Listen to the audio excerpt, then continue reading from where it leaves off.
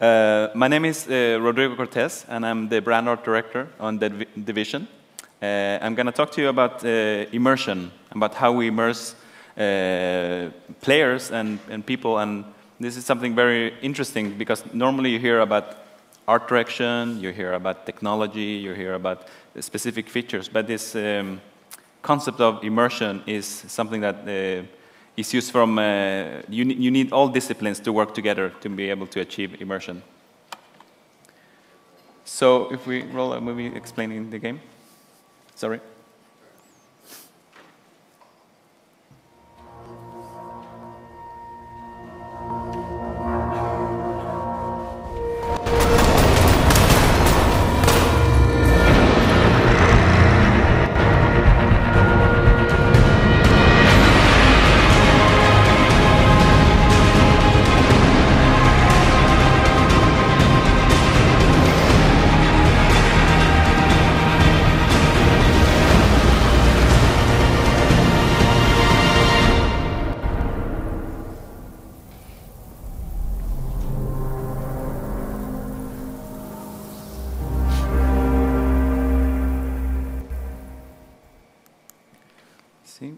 So what is The Division?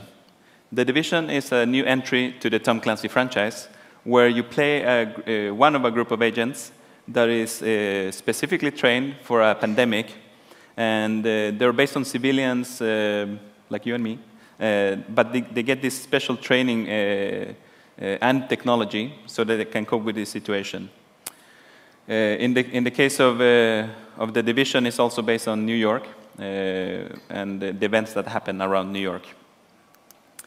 It's developed by Massive, a studio that is a part of Ubisoft, and with the help of Reflections and Red Storm Entertainment, the original creators of Tom Clancy games. We also use the Snowdrop engine that is developed for this game and for new generation of games that is coming also for Xbox One, PS4, and PC. And there seems to be a weird transition here. I think the whole presentation actually died. Oh. So what do we want to achieve? We want to immerse the player at all times, and it's about doing complete immersion. And like I said before, you need to have different disciplines and a very strong passion for this, and you really want to do something that I don't think has been done before, especially for being an RPG game. And how do we do it? So we have a little agenda here of the different parts I'm going to talk about. First, that we have a dynamic world. The world is not static. It's always changing and moving. And we care about the little things as much as the big things. And then at the end, it's going to be about how you read this world and how you interact with this world. And everything I'm going to talk about is to achieve complete immersion. So first of all, a dynamic world.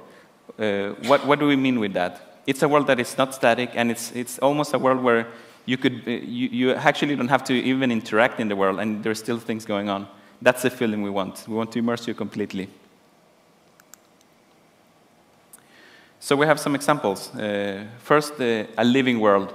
There is so many details going on to create a living world. And in this case, for example, and I think nobody actually even noticed this, is that you get snow on the shoulders of the agent when you're outside and it's snowing, and when you enter inside, it melts.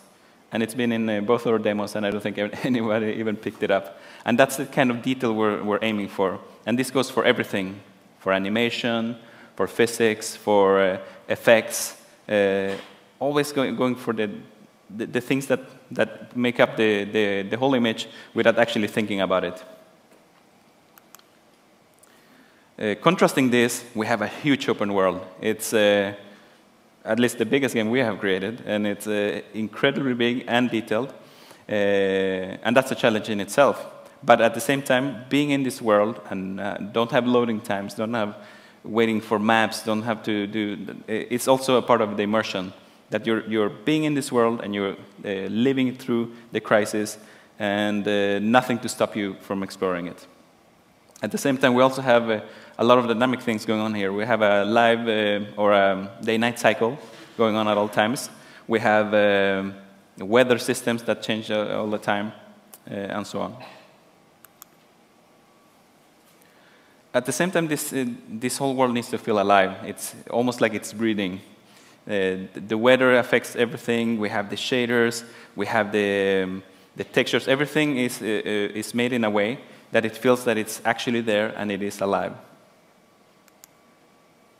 And then we have this thing, the corridor that I got from the internets today. And this is just an example of how the world reacts to you. It was picked up by people, but this is just one of many things that we do where the actions of the player is affecting the world, and what you do is you don't feel like you're this vessel in a world. You actually feel that you are part of it, and this is just one example. So let's start with the major things. We have this amazing city, which is New York.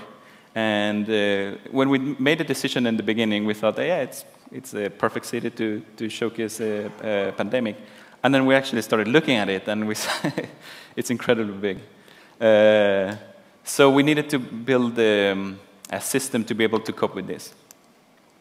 So building an icon, because this city is just not a collection of buildings, and it actually has a soul, and we needed to replicate that. So everything from the mood, the atmosphere, the architecture, the people, everything, we needed to think of a way of how can we build and make it justice, the amount of detail and the amount of variety that we have in a city like New York.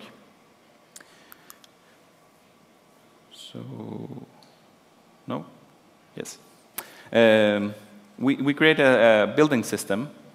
So in a movie that I'm going to show you soon, in the beginning you're going to see how this building system works and how easy it is to do different types of architecture, sizes, and variety.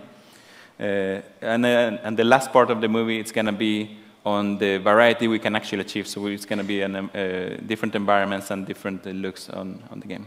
So if we roll that video.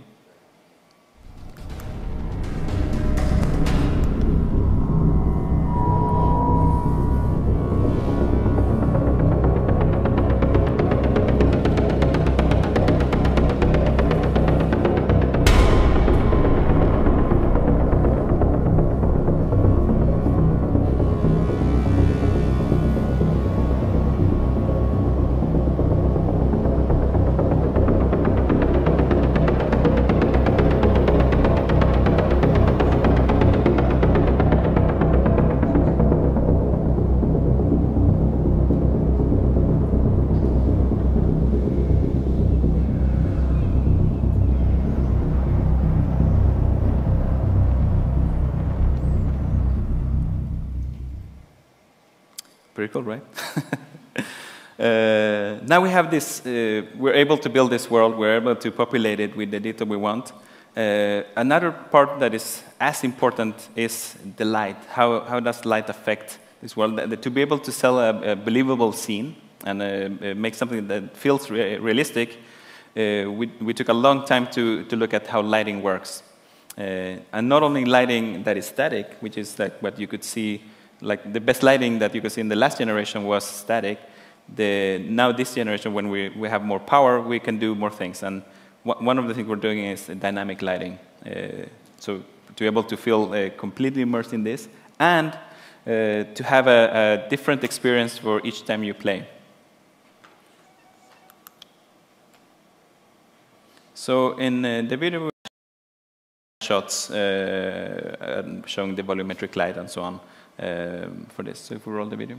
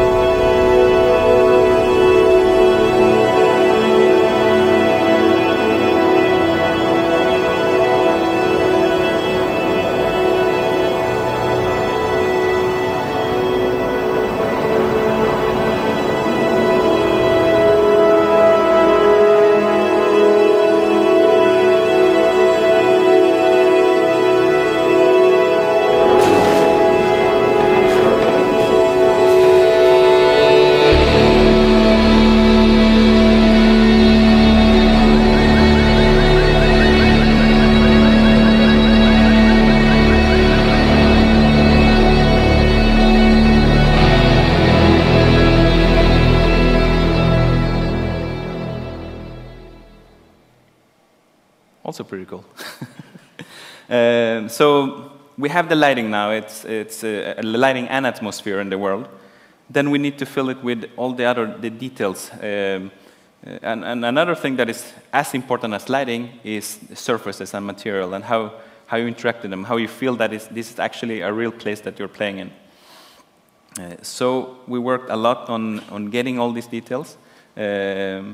We did very extensive work on shaders, so they work and reflect and act as real materials, so they're physically based. And I could go on more technical thing, but actually for me as an art director, that the important thing is that we're portraying a realistic scene, and you're able to experience this world in a way that I don't think you can do normally. And on top of this, the lighting affecting the materials in real time. So I'm going to show you another video, and the first part is going to be on the materials. So you can take a look at, for example, the metals of the car and how it reflects their environment, and then compared to, for example, the bricks or the plastic bags and the reflections of the snow. On top of this, we need this world to be dynamic. So we have weather systems that interact with this shader system, and you can get, for example, snow coverage in the cars and in the roads.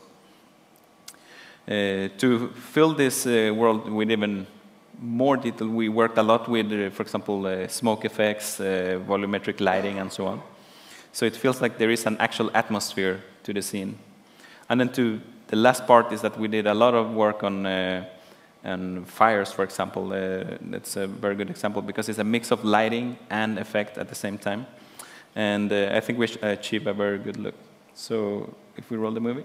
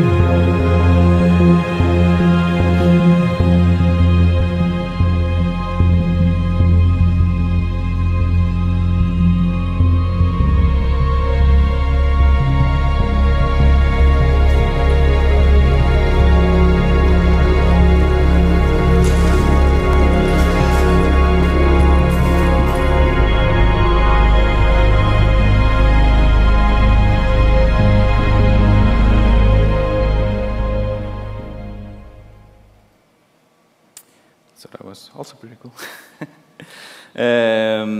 So now that we have a world that feels realistic and is alive and gives you all the immersion that you need, it's about the next step is about reading this world. How do you interact with the world? How do you get the information that you need for gameplay and for navigation and so on? So normally when you work on, for example, UI and mission markers and information to the player, you do things that are actually not part of the world, and you're breaking immersion.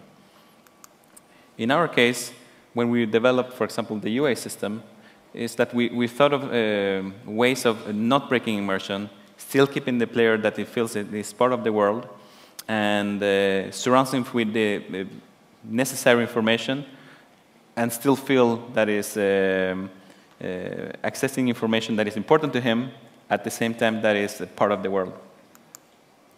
So in the movie that we're going to show you, the first one is the map, the mega map that we developed. And it was very important for us not to do the typical 2D filter that you normally see that stops you from being immersed in the world.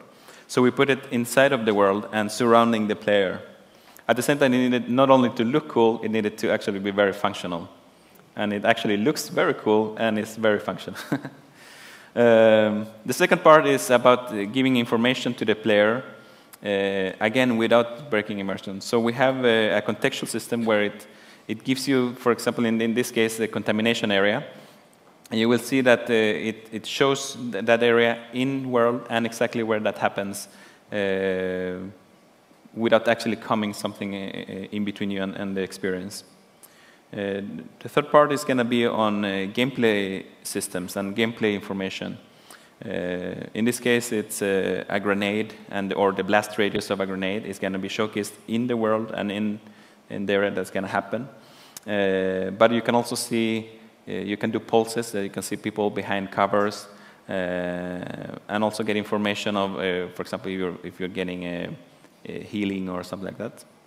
And the last part is going to be about the ecosystem that we use for telling stories. It's a narrative tool for us to explain a moment frozen in time, and using a point cloud system, you can achieve a lot of story and immersion without breaking the gameplay. Like, for example, many games that do cutscenes is that you're breaking the immersion of the game, you're going into something else, and then you're going back to the world. And it works very well for a multiplayer game. Since our game is online only, and you're going to play with friends, if somebody's experiencing a cinematic moment, do you want to get taken away from your experience and see that cinematic moment, or are you going to wait for that person to get all the experience of that cinematic moment? And in this way, we can achieve something that is based on the technology that we have for the agents, and at the same time giving immersion and delivering the story. So if we roll the movie.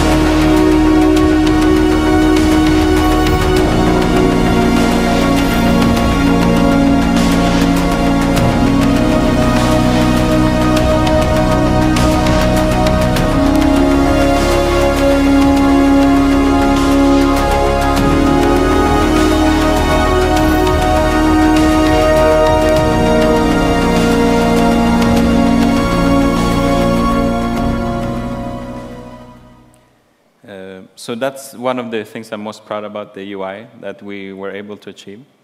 But actually, everything we work on from the very beginning when we started is this very concept of immersion. And we have, for example, so many other things that is part of it. Like, for example, I think we have the most advanced destruction system in any game right now. We have one of the most amazing lighting, and also works in real time. We have actually every part of the game is incredible, and we did all of this not because we wanted to do any specific part amazing. All of this is going to the concept of immersion, that we want to deliver a story and an experience to the gamer. So especially for being an RPG game, where it's a lot of information, there's a lot of tactics, there's a lot of things that can very easily get cluttered. We wanted to give a new way of delivering this. And it can only be achieved with the help of the whole team and all the disciplines. Everything from sound designers to artists to programmers, and all working together and on all the different systems, we can achieve this.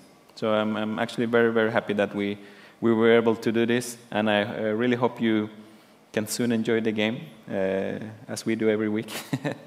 And it's going to be amazing. So thank you very much for coming and seeing this presentation on immersion. Thank you.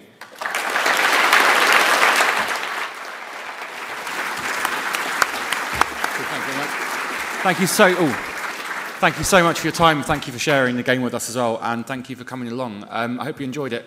Next up, we have Heat Signature. I hope you can join us for that too. That's 2 o'clock. If you want to come to that, you need to go out and queue back up again. But yeah, hopefully I'll see you back in here in a tick. Thank you very much. Bye-bye.